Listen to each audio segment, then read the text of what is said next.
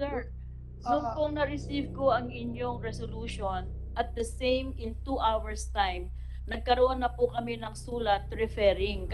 At tinanong ko po talaga sa Executive Secretary, Sir, pumayag po ba talaga ang Presidente na isuspended ang operations according to the news reports? Ang sabi, at kung sinabi lang po sa amin ni ES yun, isususpende po namin. Kaya lang po, ang sabi po ni ES, Executive Secretary, tinanong ko si Presidente Jan Andrea, ang sabi niya, wala siyang sinasabing ganoon.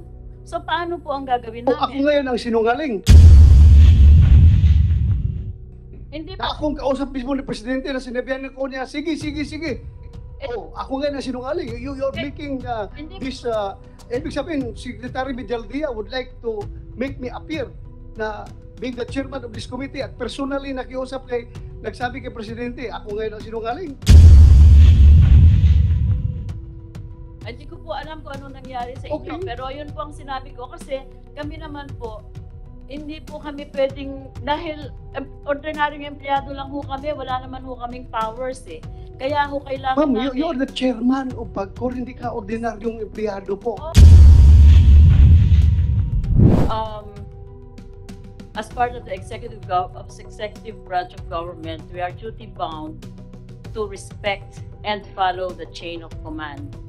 This is not an easy thing to do because it has a very strong, a very strong effect on the revenue generation that we're doing and also on the regulation of e-Sabong itself. We would like to inform this honorable body that we did not go into e-Sabong without careful, completed staff work, which we are also required to perform under a mandate from the Office of the President. This is the reason why we sought different kinds of opinions from both the OSG and the Department of Justice if in fact PAGCOR has the authority to regulate e-Sabong. And this has been in discussions in 2018, and in 2020, during the pandemic, the President received a lot of reports on the billions of money being generated by e-Sabong without regulation and therefore without benefit to the government and to the public.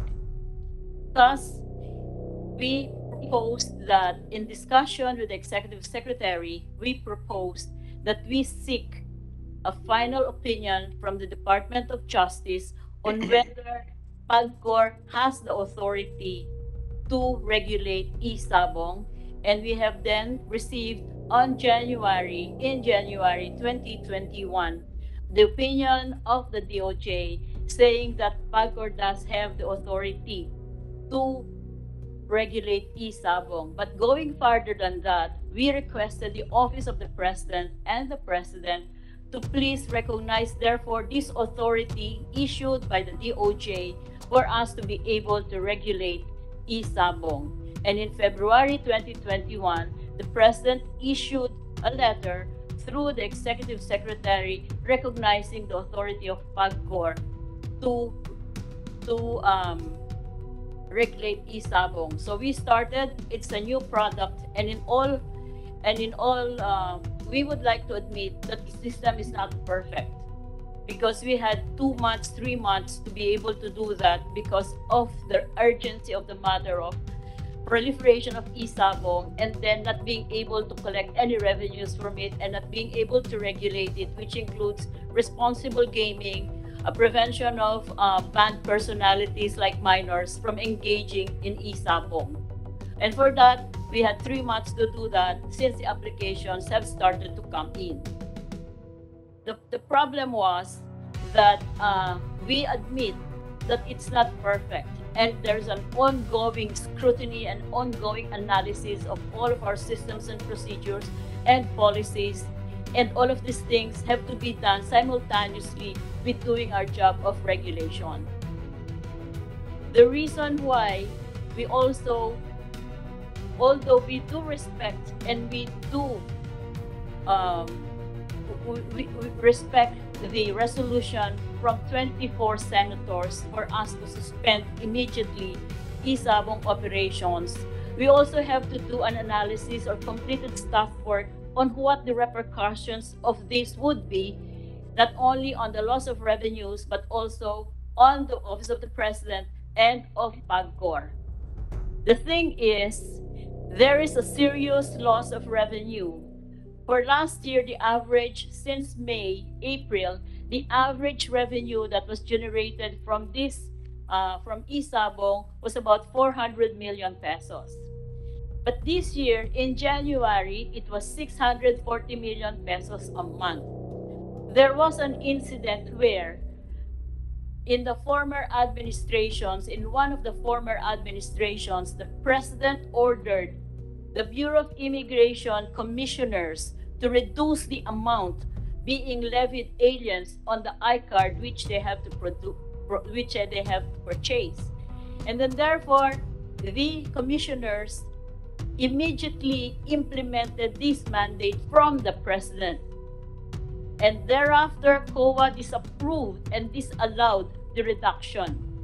And about 3 or 4 years ago, I talked to one of the associate commissioners, and he said that he now owes the government billions of pesos because he and the other commissioners were being charged the difference between the original price and the deducted price that they implemented upon order of the president.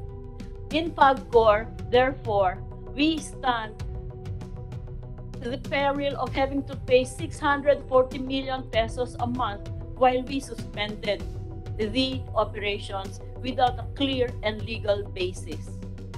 We are all emotional here. I do condole with everybody who suffered from this. But we also have to look into the repercussions of this because loss of revenue committed by us, because when you urge us, you actually give us the responsibility of using our own discretion to implement the sense of the Senate.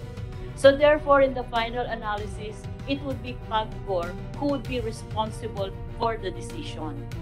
Second, we are under contractual obligations with our licensees. Having been recognized by the President and authorized to regulate Isabong, we therefore went into a contractual agreement with them while issuing them a license.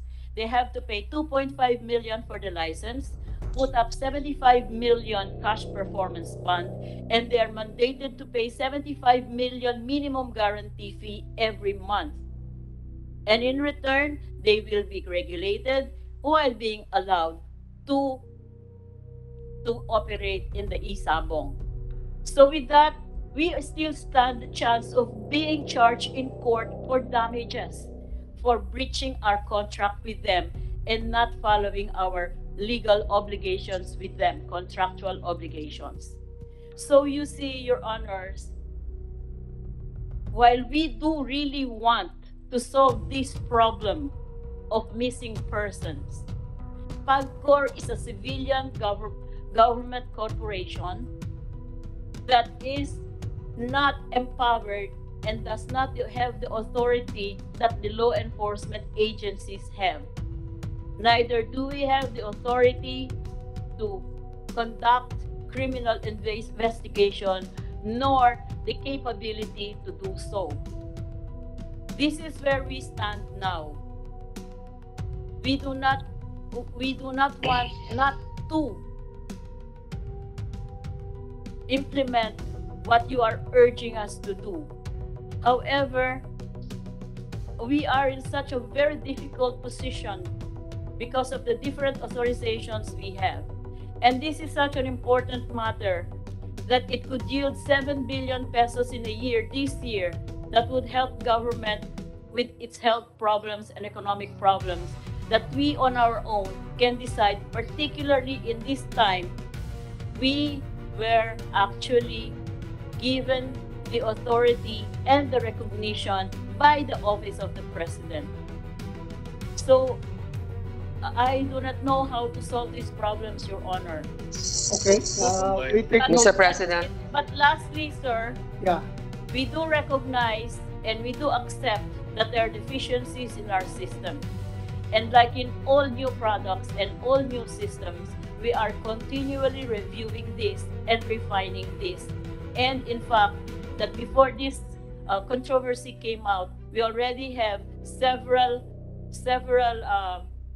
recommendations from the Vice President of e-gaming on how we can improve our regulation. Thank you very much. Mr. Thank you, President. ma'am. Before I recognize the Senate President, then Senator Poe, I just would like to respond to the statement of Mrs. Andrea Domingo. Alam mo, ma'am, magdiretsahan tayo dito. Ano bang mas mahalaga sa'yo? Yung pera na kinikita ninyo o yung buhay ng 34 na tao nawawala?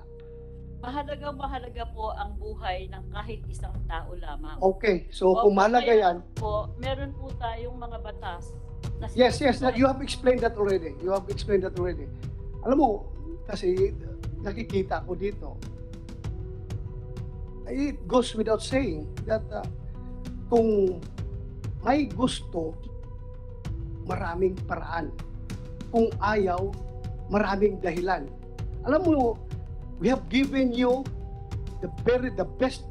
Ihalin tulad natin ang situation natin dito ngayon sa isang basketball game.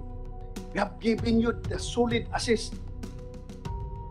Itong resolution, permado unanimously ng 24 na senador. Very solid assist yan. Now, the ball is in your hands. It's up for you to make the winning 3-point shot for the Filipino people, or you will dribble the time away hanggang mag-adjourn itong 18th Congress, or you throw the ball out of bounds para the opposing team can have the ball position. So the ball is in your hands, ma'am. Nandiyan na po sa inyo yan. Ako, kahit na sabihin kong I am under, I have a, if I am in your shoes, if I were in your shoes, sabihin mo na, sinabi ng ni Senator Grace po na you can have your own discretion. Although, kailangan pa ninyo ng clearance galing from the President. Pero, sa bigat ng sitwasyon na ito, 34 katao ang missing hanggang ngayon. Siguro kung ako sa iyo, ma'am, pupuntan ako kay Pangulong Presidente. Kay President Duterte, sabi ko, sir, mabigat po ito na problema. Pwede pang ako na mismo makiusap sa iyo na isuspend natin ito. Sir, nung pong na-receive ko ang inyong resolution, at the same in 2 hours time, nagkaroon na po kami ng sulat referring.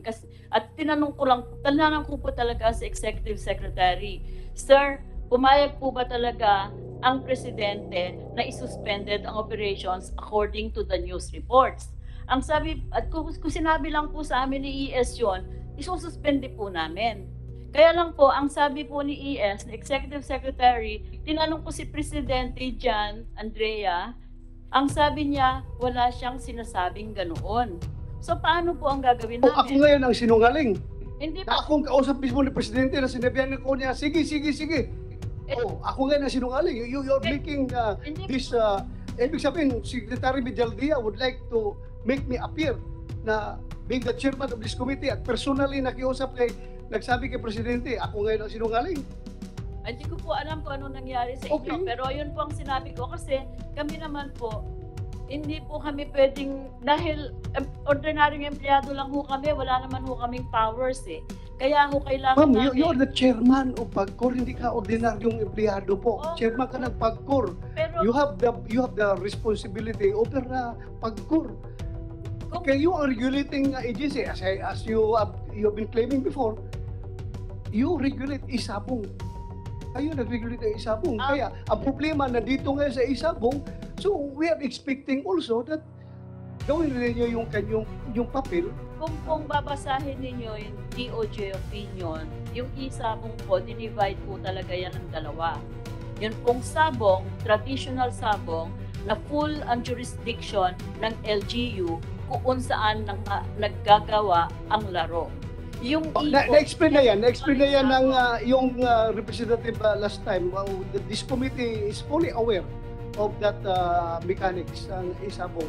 So alam na po namin yan. So, Sa amin lang is yung corresponding action ninyo to our Senate resolution. Therefore say that now you are not only urging PAGCOR, but you are commanding PAGCOR to suspend. No, paano kami magkukuman sa inyo? We are, you are under the executive branch of government. We are here in the Congress we are co-equal branch of government. Because there's a difference between urging and ordering us. When you say urging, sinasabi nyo discretion namin.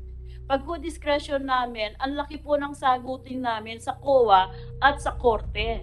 Kaya nga sinasabi ko pag may gusto, maraming paraan. Kung ayaw, maraming dahilan. Kailangan pag-isipang mabuti lahat ng desisyon. Yun lang po, ma'am. Yun lang po ang sa amin. Yun lang po sa amin. Sana gawan nyo ng action yan.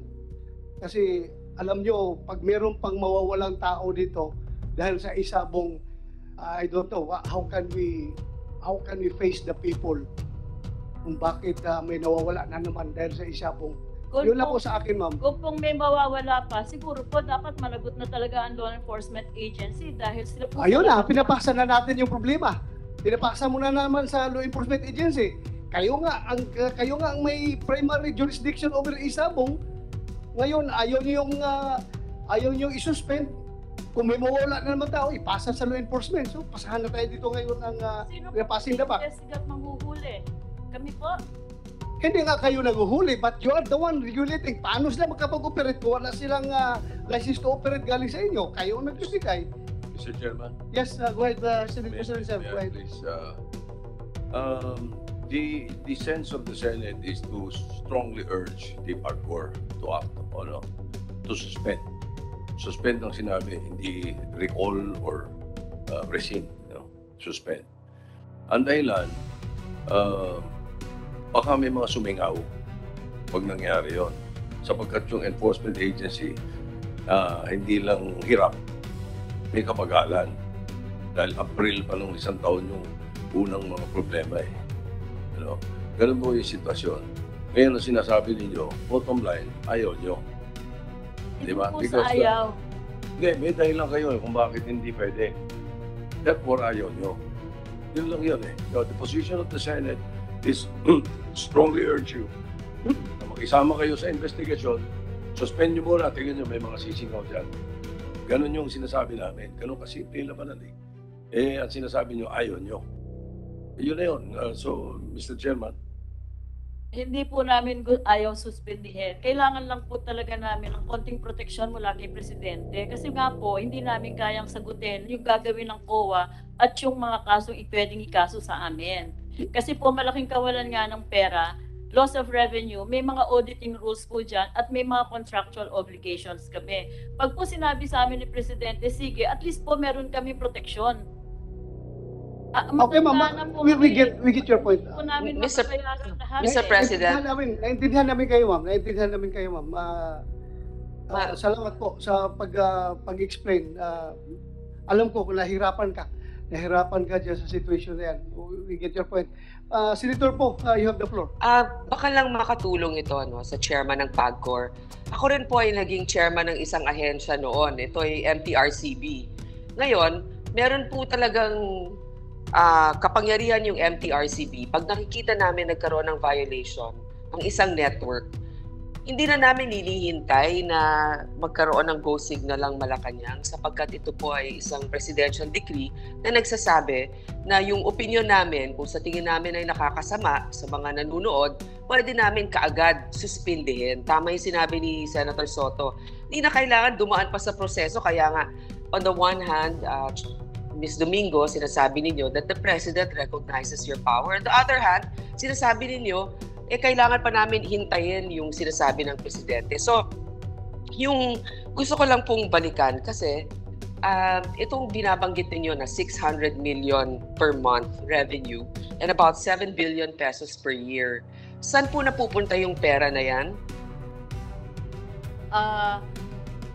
Ang kalahati po niya napupunta sa National Treasury directly at yung iba po na pupunta sa PSC. Meron pong mandatory contribution sa PAGCOR na 70% po ng aming income ay napupunta ulit sa gobyerno. Okay. So, ito po ay natanggap naman ng, kung yung last year, sabi niyo 400 billion, no? Ito ay natatanggap mismo ng Treasury. Remitted po yan every month. At Okay. under auditing po yan. Alam nyo, itong sinasabi nating suspindihin, meron din po kasing magiging leksyon ito sa mga nabigyan ng prangkisa. Pag nakita nila na pag umaabuso na ang kanilang operasyon, na ang maaaring suspindihin sila, kaya mag-iingat yan sa mga darating na panahon na huwag magkaroon ng ganitong uri ng pamamalakad sa kanila. Ito'y leksyon rin kasi, di ba? So, anyway, Mr. Chairman, at the proper time, I will ponder more questions. I think the minority leader has something to add. Thank you, Mr. Chairman. Thank you, Senator Grace po. Ang sinasabi ni Senator Grace po. At pagkatapos po nitong hearing na to, pupunta Yes, po ma'am. ako Sandali lang, ma'am. I will Malacanang recognize you para sa later. hearing I will talaga. recognize you later, ma'am, please.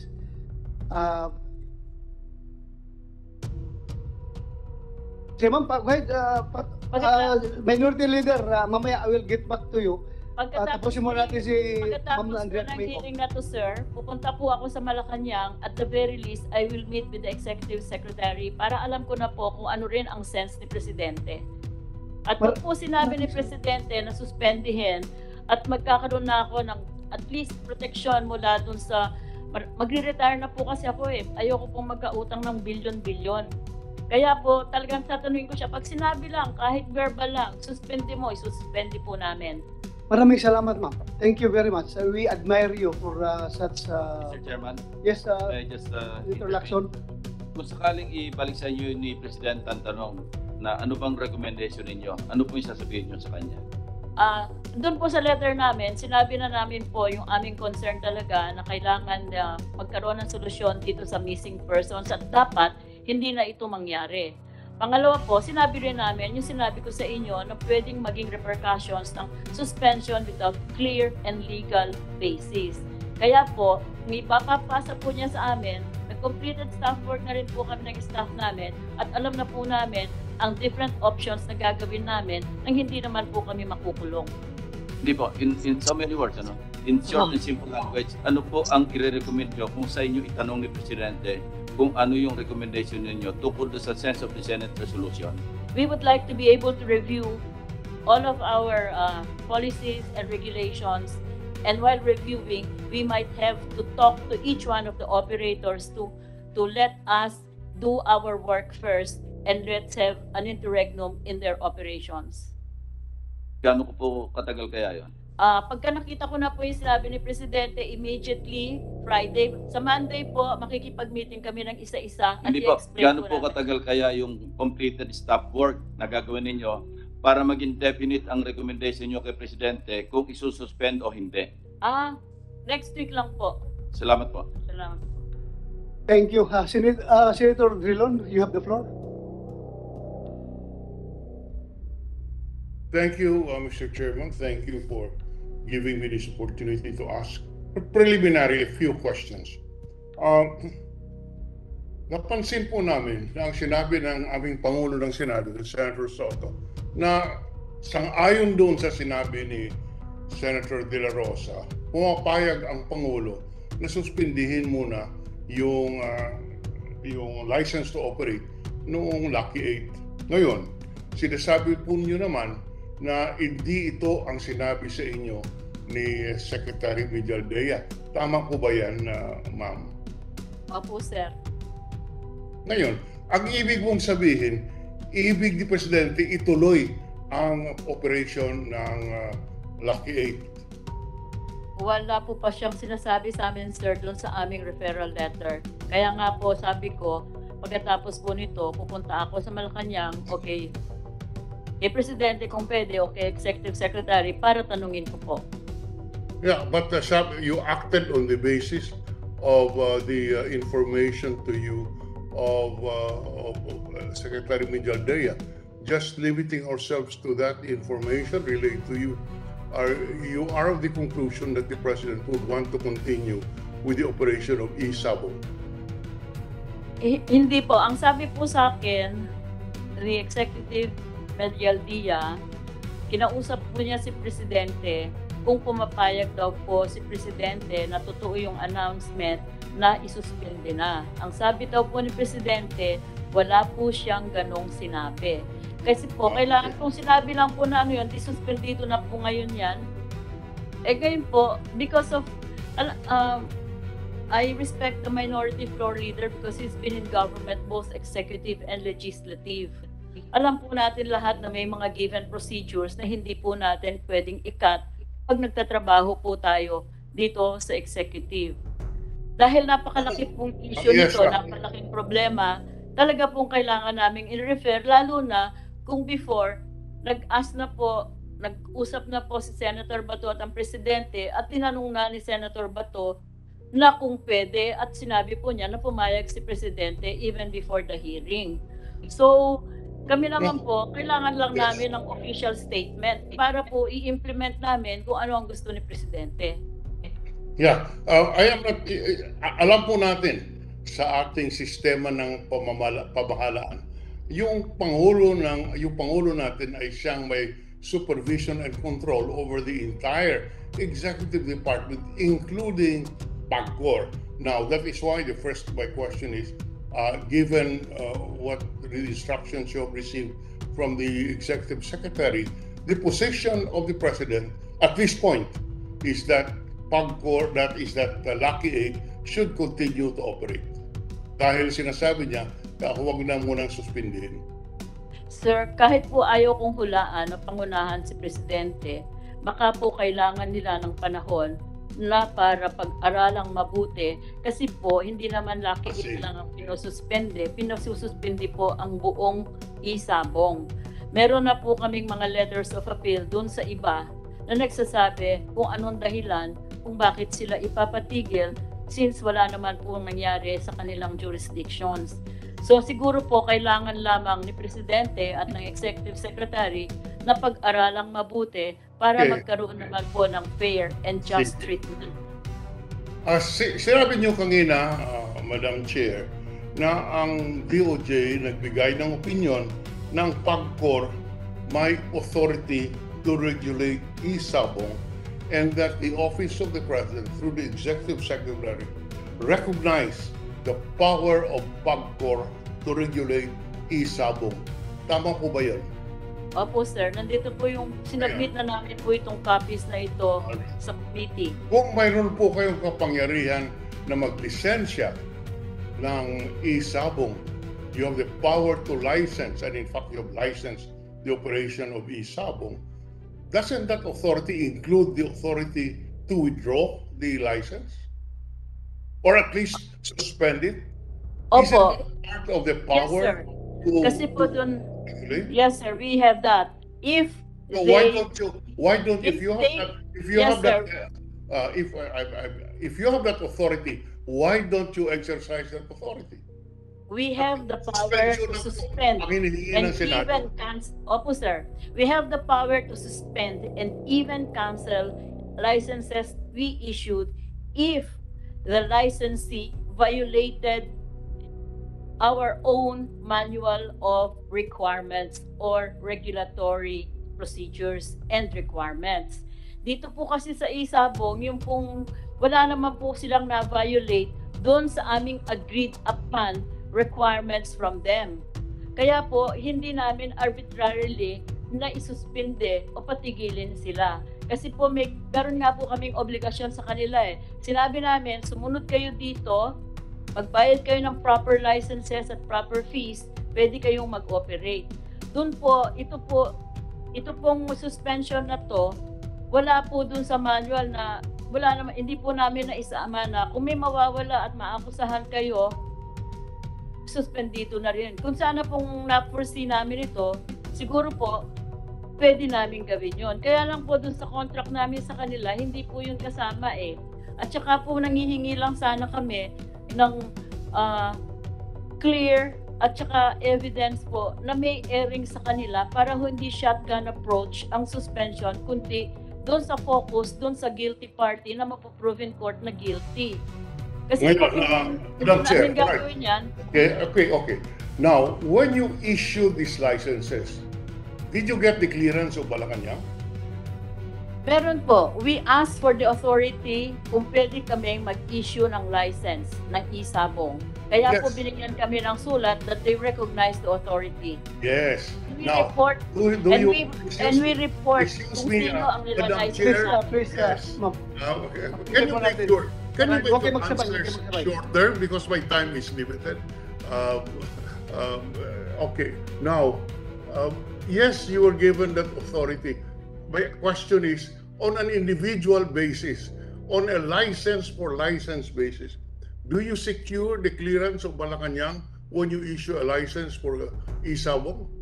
No, sir, but we report to Malacanang the license that we have issued. Yes. So you do not get the clearance of Malacanang.